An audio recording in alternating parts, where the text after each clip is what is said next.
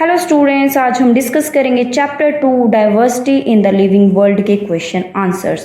पहला क्वेश्चन है, here are two types of seeds. आपको दो तरह के सीड्स दिए गए हैं।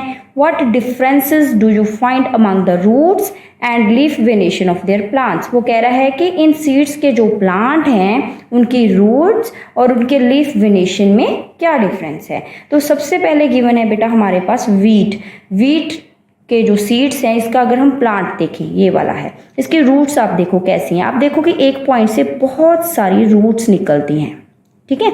अगर एक ही पॉइंट से बहुत सारी रूट निकलेंगी ना, तो वहाँ पे क्या बन जाता है, गुच्छा सा बन जाता है रूट्स का। ऐसे ही रूट्स को हम फाइब्रस रूट्स बोलते हैं। क्लियर है? यहाँ पे दोबारा से डायग्राम गिवन है ताकि आप इसको अच्छे से समझ सको। तो वीट की जो प्लांट है उसकी रूट्स होती हैं फाइब्रस। दूसरी तरफ गिवन है आपको किडनी बीन्स, राजमा जिसे आप कहते हो। इसकी अगर आप रूट देखो तो ये रूट है, इस पॉइंट से एक मेन रूट निकल रही है और मेन रूट से आगे छोटी छोटी सी रूट जो है वो साइडों से निकल रही हैं, ठीक है। एक ही पॉइंट से बहुत सारी रूट नहीं निकल रही हैं, एक ही पॉइंट से सिर्फ एक रूट निकली है और उससे आगे साइडों से ऐसे रूट निकल रही हैं। तो ऐसा जो सिस्टम होता है इसे हम टैप रूट सिस्टम बोलते हैं। तो किडनी बीन्स में है टैप रूट सिस्टम। दूसरा हमें पूछा गया है लीफ वेनेशन।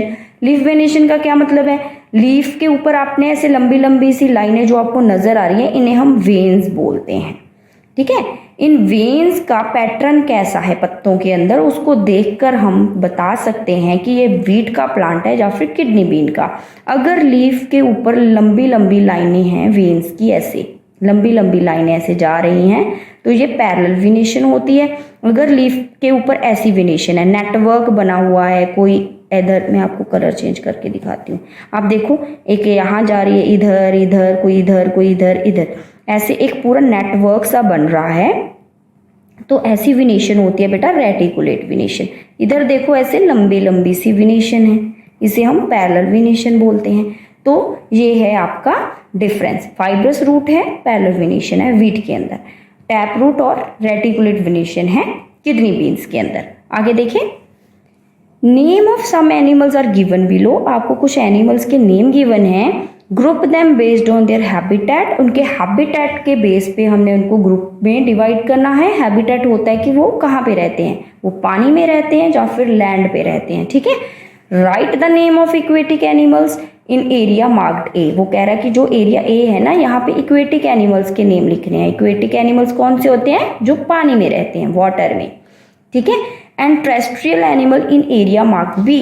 और बी में लिखने हैं हमने टेरेस्ट्रियल एनिमल्स जो लैंड पे रहते हैं, धरती पे रहते हैं। Enter the name of animal living in both habitat in part C. Part C में हमने लिखना है कि वो एनिमल लिखो जो पानी में भी रह सकते हैं और जो लैंड पे भी रह सकते हैं, ठीक है। तो चलिए, यहाँ पे जो भी आपको लिस्ट गिवन है इनमें से हम यहाँ पे लिखेंगे डॉल्फिन और वेल, ये इक्वेटिक हैं, ये पानी में रहती हैं। Horse, sheep, squirrel, pigeon, earthworm, ये कहाँ पे रहते हैं? ये लैंड पे रहते हैं, ठीक है। दूसरी तरफ फ्रॉग, क्रोकोडाइल, टॉर्टोइज, ये पानी में भी रह सकते हैं बेटा, ये लैंड पे भी रह सकते हैं। जो ये वाले एनिमल्स हैं, ऐसे एनिमल्स जो दोनों जगह पे रह सकते हों, इन्हें हम एम्फीबियंस बोलते हैं, एम्फीबियंस। क्लियर? तो ये है आपका आंसर नंबर 2। आगे देखें क्वेश्चन नंबर 3। मनुज मदर मेंटेनिंग ए किचन गार्डन। मनु की जो मदर है वो एक किचन गार्डन उन्होंने बनाया है। One day she was digging out radish from the soil. एक दिन उन्होंने रेडिश निकाला सॉइल में से। She told Manu that radish is a root. उन्होंने बताया मनु को कि रेडिश ना एक रूट है। एग्जामिन ए रेडिश। रेडिश को कह रहा है कि एग्जामिन करो, देखो और बताओ कि वो किस टाइप की रूट है। What type of venation would you observe in the leaf of radish plant? और हमें उसके पत्तों में कैसी वेनेशन नजर आ रही है। आप देखो कि जो रेडिश है, यहाँ पे जो आप पार्ट खाते हो ये मेन रूट होती है बेटा, जो हम खाते हैं। मेन रूट जो है वो फूल चुकी है, वो एक रेडिश बन गई है जो हम खा लेंगे। इस मेन रूट से आप देखो कि साइडों में से ऐसे रूट निकल रही हैं। तो ऐसा सिस्टम होता है बेटा टैप रूट, जो हम फर्स्ट क्वेश्चन में भी देख चुके हैं। इसका जो टैप रूट सिस्टम है, अगर हम वेनेशन की बात करें, पत्ता देखो आगे, उसको और हमने क्लोज से देखा तो इसके अंदर जो वेन्स है उसका एक प्रॉपर नेटवर्क बना हुआ है। पैरेलल वेनेशन नहीं है इसके अंदर, तो नेटवर्क वाली वेनेशन को हम रेटिकुलेट वेनेशन बोलते हैं। तो रेडिश की जो रूट होती है वो टैप रूट है और वेनेशन कैसी होती है? रेटिकुलेट। आगे देखें, look at the image of mountain goat. Mountain goat की इमेज है and goat found in plains, जो प्लेन एरिया में गॉट रहती है, मीन्स जो प्लेन एरिया है, मीन्स माउंटेन वाला एरिया, जो पहाड़ी इलाका होता है, प्लेन एरिया जो फ्लैट एरिया होता है, वहाँ पे एक गॉट रह रही है। इन दोनों के बीच में हमने कह रहा है कि सिमिलैरिटी बतानी है और डिफरेंसेस बताने हैं और रीज़न भी बताना है कि उनके बीच में डिफरेंस क्यों आया। सबसे पहले हम सिमिलैरिटी देखेंगे। सिमिलैरिटी क्या है? बोथ आर गॉट, दोनों ही गॉट हैं, and belong to same family. अगर दोनों गॉट है तो उनकी फैमिली क्या होगी? सेम होगी। दूसरी बात, बोथ आर हर्बीवोर, दोनों ही क्या खाती हैं? प्लांट्स को खाती हैं। Both have hooves and horns, उनके दोनों के पंजे भी हैं और उनके हॉर्न्स भी हैं, सींग भी हैं। भाई डिफरेंस चेक कर लेते हैं।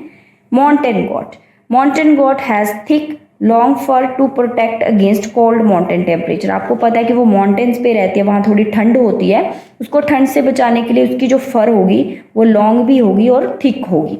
लेकिन जो गॉट हमारी प्लेन एरिया में रह रही है, इसकी जो फर है वो थिन होती है, ठीक है, शॉर्ट भी होती है, इतनी ज़्यादा थिक नहीं होगी। दूसरी बात, क्योंकि प्लेन एरिया में बहुत ज़्यादा ठंड ना होने की वजह से ऐसा होता है। रीज़न भी हमने साथ साथ बताना है ना। दूसरा पॉइंट है जनरली स्टॉकियर, ये थोड़ी सी हमें बल्की नजर आती हैं, थोड़ी सी तगड़ी सी लगती हैं देखने में, ठीक है, और मोर मस्कुलर होती हैं, इनकी मसल्स बहुत स्ट्रांग होती हैं, क्योंकि इन्होंने भाई कहाँ पे चढ़ना होता है? रॉकी ट्रेन्स, मीन जो पहाड़ों पे चढ़ना है, पहाड़ों के जो रास्ते होते हैं, आपको पता है कि प्लेन तो नहीं होंगे, पत्थर वगैरह भी पड़े होंगे, वहां से चलना बड़ा मुश्किल होता है। तो ऐसे रास्तों पे चलने के लिए मसल्स क्या होनी चाहिए? स्ट्रांग होनी चाहिए, जिस वजह से ये जो गॉट है, स्टॉकियर होती है, इसकी मसल्स स्ट्रांग होती हैं।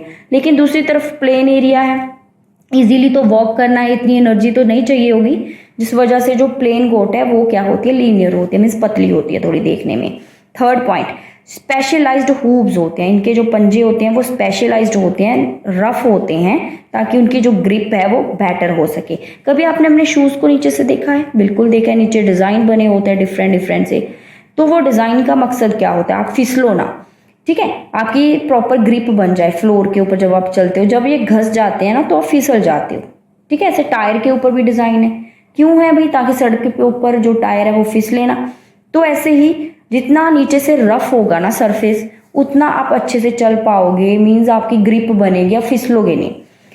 दूसरी तरफ जो हमारी प्लेन गोट है, उसके जो पंजे हैं, उसके जो हूव्स हैं वो ऐसे होंगे ताकि वो इजीली फ्लैट सरफेस पे चल सके, ग्रासी लैंड पे चल सके। दोनों के पंजों में भी डिफरेंस होगा, ठीक है।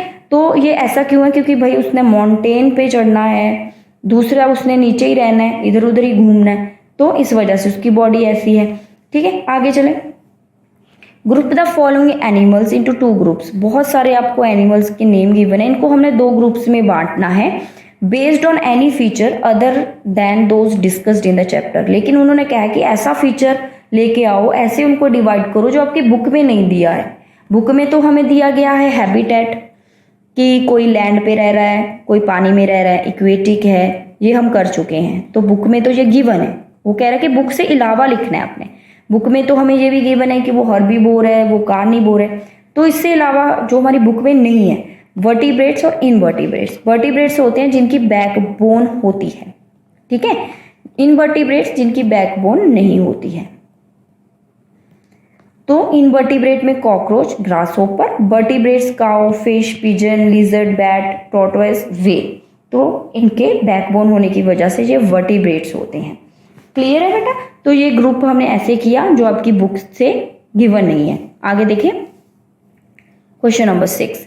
As the population grows and people want more comfortable life. कह रहा है कि जितनी ज़्यादा जनसंख्या बढ़ रही है और लोग क्या चाहते हैं कि हमें कंफर्टेबल ज़िंदगी मिले, हर एक कंफर्टेबल चीज़ उनको घर में चाहिए, अच्छे सा घर, अच्छा सा फर्नीचर, ठीक है, खाने को अच्छा, तो कंफर्टेबल लाइफ हो गई। Forest are being cut down to meet various needs. आपको पता है कि फिर जंगल काटने पड़ेंगे फर्नीचर बनाने के लिए, घर बनाने के लिए लकड़ी चाहिए होगी।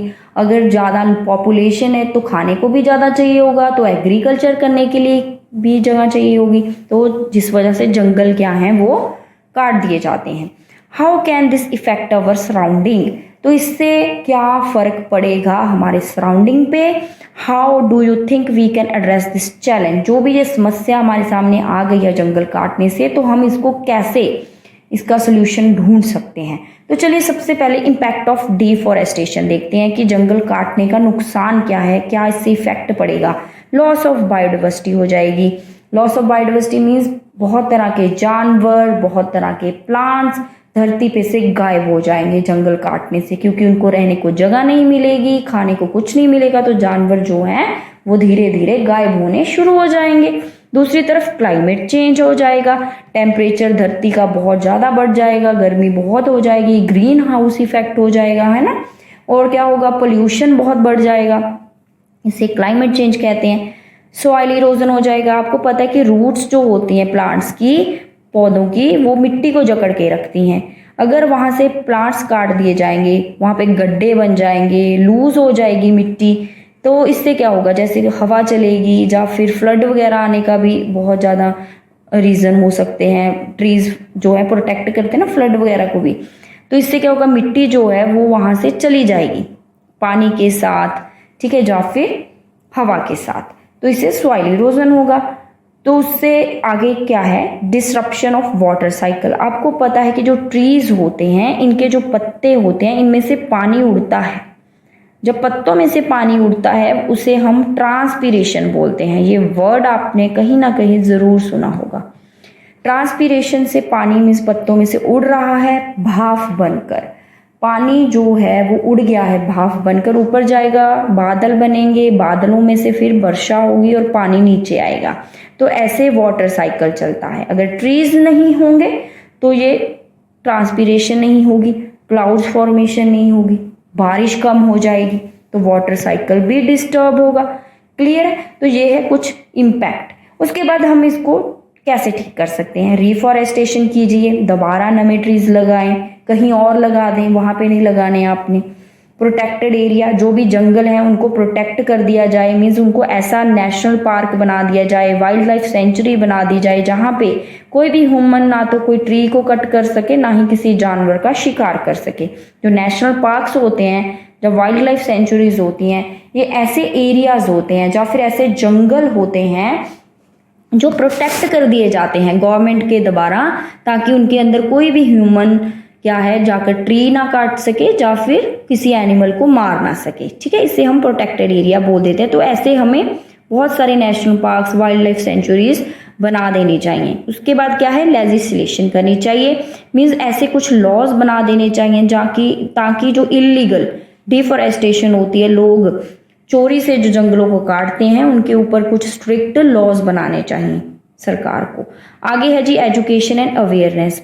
एजुकेशन लोगों को देनी चाहिए, उनको अवेयर करना चाहिए, ताकि उनको पता चल जाए कि जंगल जो है हमारे लिए कितने ज़रूरी हैं, ताकि वो भी ट्रीज लगाएं, जंगलों को बचाने के लिए कुछ एफर्ट्स करें। ठीक है, ये कुछ बेटा हमारे पास वेज हैं जिससे हम क्या कर सकते हैं, जो प्रॉब्लम्स हैं इसको क्या है सॉर्ट आउट कर सकते हैं। नेक्स्ट है एनालाइज द फ्लो चार्ट। वो कह रहे हैं इस चार्ट को एनालाइज करो, what can be example of A and B. वो कह रहा है कि ए की क्या एग्जाम्पल होंगी और बी की क्या एग्जाम्पल होंगी। चलिए हम देख लेते हैं। क्या वो एक प्लांट है? यस, वो एक प्लांट है। Does it have leaf? Yes, it has leaf. Does it have reticulate venation? वो कह रहा है कि क्या उसके अंदर रेटिकुलेट वेनेशन है? अगर है तो वो कैसे प्लांट होंगे? तो वो मैंगो का प्लांट हो सकता है, हबिस्कस का हो सकता है, ठीक है, CUS, वो रोज हो सकता है। अगर उसके अंदर रेटिकुलेट वेनेशन नहीं है, मीन्स उसके अंदर कौन सी वेनेशन होगी, फिर पैरेलल होगी, तो वो मेज हो सकता है, वो वीट का प्लांट हो सकता है, वो ग्रास हो सकता है। ठीक है, तो ये है हमारे पास। आगे देखें, Raj argue with his friend Sanjay. Raj argue कर रहा है संजय के साथ, गुड़हल जो हबिस्कस का प्लांट है वो एक श्रब है। What question can Sanjay ask for clarification? Sanjay को नहीं पता है कि हबिस्कस का प्लांट श्रब है, तो वो कैसे क्वेश्चन पूछ सकता है? What is the height of गुड़हल प्लांट? हाइट क्या है गुड़हल प्लांट की? जो हबिस्कस का प्लांट होता है वो श्रब होगा अगर उसका जो साइज है वो मीडियम होगा। आपको पता है कि 3 तरह के हमारे पास प्लांट्स होते हैं, हर्ब्स, शर्ब्स एंड ट्री। जो हर्ब्स होते हैं वो छोटे छोटे से प्लांट होते हैं, इनकी स्टेम भी ग्रीन होती है, पतली होती है। श्रब्स जो होती है ये मीडियम साइज के होते हैं, थोड़े बड़े होते हैं, इनकी जो स्टेम होती है वो हार्ड होती है। ठीक है, और इनकी जो ब्रांचेस होती हैं बिल्कुल ग्राउंड के पास होती हैं, जिस वजह से ये झाड़ी जैसे हमें नजर आते हैं। ट्री तो आपको पता है बहुत बड़ा होता है, स्टेम भी थिक होती है, ब्राउन होती है, ठीक है। तो वो उसके हाइट के बारे में पूछेगा। दूसरा नेचर ऑफ स्टेम, स्टेम उसकी हार्ड है, ठीक है, थिक नहीं है, तो भी वो श्रब होगा। How does the branches appear, उसकी ब्रांचेस कैसी हैं। Shrub usually have branches that arise close to the ground. वो कह रहे हैं कि श्रब्स की जो ब्रांचेस होती हैं ये ज़्यादातर ग्राउंड की तरफ ही होती है, नीचे की तरफ ज़्यादा ब्रांचेस उसको निकलती हैं, ठीक है। अगर ये वाले क्वेश्चन का उसको आंसर मिल जाएगा तो उसका क्लियर हो जाएगा कि वे श्रब है। आगे देखें, based on the information in the table, ये टेबल है, इसमें कुछ इंफॉर्मेशन गिवन है। Find out example of these plant for each group, हमने इनकी एग्जाम्पल बतानी है। ग्रुप ए में दिया गया है डाइकॉट और उसकी रूट है टैप रूट, तो डाइकॉट क्या होता है। और बी में दिया गया है मोनोकोट और रूट है फाइब्रस। टैप रूट और फाइब्रस आपको बिल्कुल पता है क्योंकि हमने बहुत बार डिस्कस कर लिया, लेकिन डाइकोट और मोनोकोट हो सकता है कि आपको ना पता हो, तो ये मैं आपको अभी बताती हूँ। मान लीजिए आपने कोई सीड मिट्टी में लगा दिया, ये सीड है, इसके बीच में से 2 पत्ते निकलते हैं जो उसके फर्स्ट लीफ होते हैं, जिसे हम कॉटेलिडन बोलते हैं। अगर उसमें से 2 पत्ते निकले हैं, मोटे से पत्ते होते हैं, बिल्कुल फ्लफी से होंगे, स्वेलन से होंगे, इन्हें हम कॉटेलिडन बोलते हैं। अगर 2 निकले हैं तो वो डाइकॉट होता है। डाई का मतलब होता है 2, ठीक है। दूसरी तरफ अगर कोई बीज आपने लगा दिया मिट्टी में, उसमें से सिर्फ एक ही कॉटेलिडन निकला है, एक ही लीफ निकला है, ऐसे समझो, तो ये मोनोकोट होगा। मोनो का मतलब होता है बेटा 1, एक पत्ता है, मोनोकोट। 2 है डाइकॉट। अगर वो मोनोकोट है तो उसकी रूट कैसी होती है, फाइब्रस, क्योंकि आपको ये गिवन है। अगर वो डाइकोट है तो रूट है टैप रूट। तो टैप रूट वाली एग्जाम्पल और फाइब्रस वाली एग्जाम्पल आप बहुत बार लिख चुके हो, तो आप सेम लिख सकते हो, मैंगो, रोज, हिबिस्कस। बी में हमने फाइब्रस वाली लिखनी है, व्हीट, मेज, राइस। आगे क्या है, what other similarity do plant of group A have, वो कह रहा है कि ग्रुप ए में और क्या सिमिलैरिटी हो सकती है और ग्रुप बी में और क्या सिमिलैरिटी हो सकती है। टैप रूट वाले में पत्ते कैसे होते हैं, रेटिकुलेट विनेशन होती है बेटा, और फाइब्रस वाले में पैरेलल विनेशन होती है। तो ये एक और इनके अंदर सिमिलैरिटी है। क्लियर है, तो ये है आपका क्वेश्चन नंबर 9। नेक्स्ट है, observe the labelled part of a duck in the picture, वो जो भी पार्ट लेबल है उसको आप देखो। What differences do you observe in the feet of duck compare to other birds, जो यहाँ पे एक बर्ड गिवन है पिजन, इसके फीट और इसके फीट दोनों के बीच में आपको क्या डिफरेंस नजर आ रहा है। Which activity would the duck be able to perform using this part, वो कह रहा है कि इस पार्ट से जो आपको इसमें दिख रहा है, इससे वो क्या एक्टिविटी कर सकती है डक। सबसे पहले आप देखो कि उसके जो फीट हैं वो वेब्ड हैं, इसके जो फीट है वो वेब्ड नहीं है, रेगुलर फीट है जो बर्ड्स के होते हैं। वेब्ड फीट आपको शायद यहाँ पे क्लियर नहीं हो रहे, तो मैं आपको बताती हूँ कि जो डक के फीट हैं वो कुछ ऐसे हैं, ठीक है। इनके बीच में एक पतली सी स्किन अटैच होती है, इस वजह से इन्हें हम वेब्ड फीट बोलते हैं। ऐसे फ्रॉग के फीट भी होते हैं बेटा। उसके बाद पिजन, पिजन के जो फीट हैं आपको कुछ ऐसे पंजे नजर आते हैं, ठीक है, पतले पतले से, ऐसे नीचे नाखून से भी होते हैं इनके, ठीक है। तो इन दोनों में ये डिफरेंस है। तो duck has webbed feet, pigeon do not have webbed feet, has regular bird feet with separate toe, इनके जो टो हैं वो अलग अलग हैं, इनके जो हैं वो एक स्किन के साथ जुड़े हुए हैं।